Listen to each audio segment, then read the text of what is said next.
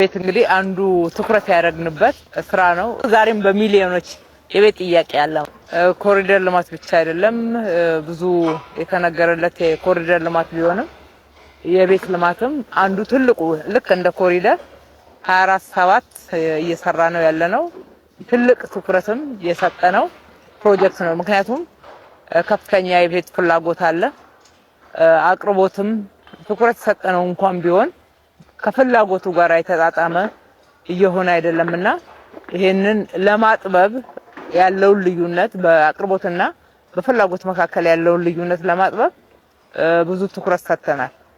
በዚህ በ2018 ወደ 100,000 ቤቶች ለመስራት ባቀድነው መሰረት 97,000 ቤቶችን ጀምረን እየሰራን ያለነው ወደ 50,000 የሚደርሱት ቀጥታ በከተማው በጀት ተመድቦላቸው እየተሰሩ ያሉ ናቸው።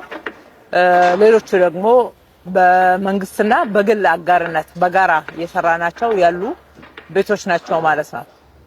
አሁን የጀመርናቸው በክረምት አካባቢ ነው የተጀመረው። ወደ ነሐሴ አካባቢ አሁን 7ኛ ወራቸው ላይ ደርሰዋል። እንደምናየው አንዳንዶቹ የመጨረሻ ስላብ ላይ ደርሰዋል።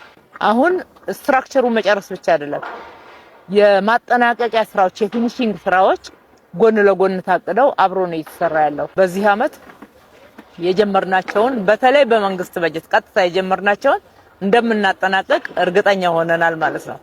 ለከተማችን ነዋሪዎች የገባነውን ቃል በትክክል እየተገበርን ነው በሚል በሙሉ አፍ መናገር የሚቻልበት ደረጃ ላይ ነው ያለነው።